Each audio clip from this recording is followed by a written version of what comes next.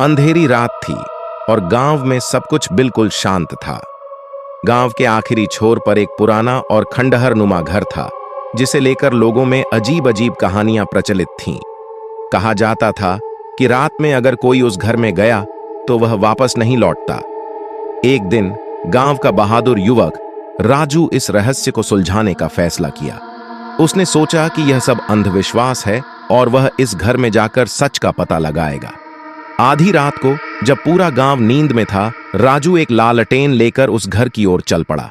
घर के दरवाजे पर पहुंचकर राजू को एक अजीब सी ठंडक महसूस हुई। हवा में एक अज्ञात डर था, मानो कोई अदृश्य ताकत उसे देख रही हो।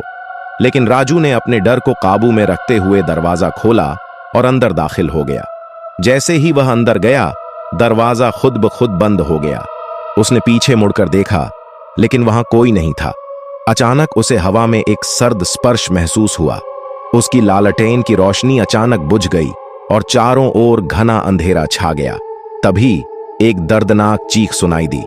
राजू ने देखा कि उसके सामने एक सफेद छाया खड़ी थी, जो धीरे धीरे उसकी ओर बढ़ रही थी। वह चीखना चाहता था, लेकिन उसके मुंह से कोई आवाज नहीं निकली। उस रात के बाद राजू को कभी किसी ने नहीं देखा।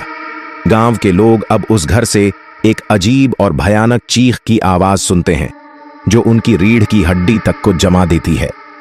कोई भी अब उस घर की ओर देखने की हिम्मत नहीं करता। गांव के लोग मानने लगे कि राजू उस भूतिया घर की आत्मा के चंगुल में फंसकर हमेशा के लिए गायब हो गया।